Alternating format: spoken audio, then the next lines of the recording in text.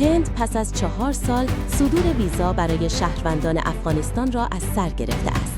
این تصمیم با راه اندازی پورتال جدید ویزای آنلاین در اواخر اپریل 2025 عملی شده و اکنون افغان‌ها می‌توانند برای اهدافی چون تجارت، تحصیل، درمان، شرکت در رویدادهای فرهنگی و سرمایه‌گذاری درخواست ویزا دهند. صدور ویزا پس از سقوط حکومت پیشین افغانستان در آگوست 2021 و روی کار آمدن طالبان به حالت تعلیق درآمده بود.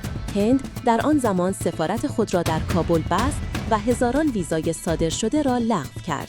در پورتال جدید، دسته‌های مختلف ویزا از جمله دانشجویی، تجاری، پزشکی، همراه پزشکی و دیپلماتی تعریف شده‌اند. متقاضیان باید عکس، صفحه پاسپورت و تذکره خود را آپلود کنند. هرچند دولت هند هنوز بیانیه رسمی صادر نکرده، منابع رسمی گفته‌اند که صدور ویزا برای افغان‌ها از سر گرفته شده است. این اقدام پس از گفتگوهای اخیر میان مقامات هندی و افغانستان و در پی افزایش تماس‌های دیپلماتیک انجام شده است.